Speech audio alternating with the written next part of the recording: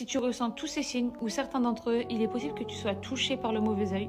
Oui, le mauvais œil, ça existe vraiment et ça peut avoir un impact sur ta vie sans que tu t'en rendes compte. Donc laisse-moi t'expliquer tout ça. Le premier signe, c'est être toujours paresseuse. Tu sais, tu as cette sensation de ne jamais avoir envie de bouger, même quand tu as des choses à faire. Tu te sens coincé, tu manques d'énergie et ça devient difficile de sortir de cette fatigue constante. Le deuxième signe, c'est la perte de cheveux sans raison. Là, on ne parle pas d'une maladie, mais de cette chute de cheveux soudaine et inexpliquée, comme si ton corps réagissait à quelque chose d'invisible. Le troisième signe, c'est se sentir faible. Pas juste physiquement, mais aussi moralement. Tu n'as plus la force ou l'énergie de faire quoi que ce soit, même les choses que tu aimais avant. Le quatrième signe, c'est la perte d'appétit. Tu n'as plus de plaisir à manger, même tes plats préférés ne t'attirent plus, et ça dure pendant un bon bout de temps, un bon moment. Les cinquième et sixième signes vont ensemble. C'est le fait de chercher la solitude et d'aimer s'isoler. Tu te retrouves à fuir la compagnie des autres, à te retirer dans ton coin sans raison claire, tu n'as plus envie de sortir ou de voir les gens.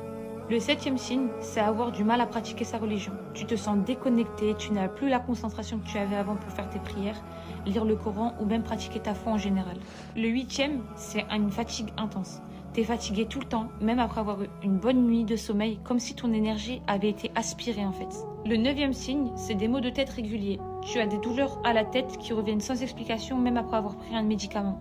Le dixième, c'est avoir des pertes de concentration. Tu as du mal à te concentrer sur une seule chose, tu oublies des choses importantes et tu n'arrives pas à rester focalisé sur une tâche. Le onzième signe, ce sont des palpitations au cœur. Si ton cœur bat plus vite que d'habitude sans raison évidente, c'est un signe à prendre en compte.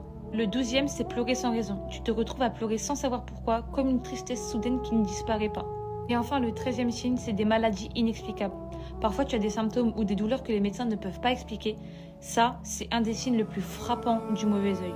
Alors les filles, si vous reconnaissez plusieurs de ces signes chez vous ou chez quelqu'un d'autre, il est vraiment important de se tourner vers là, de chercher sa protection et de faire nos prières. Le mauvais œil existe, mais n'oubliez pas qu'Allah nous protège. Restez proche de lui, faites des doigts et protégez-vous avec des invocations comme Ayat al-Kursi.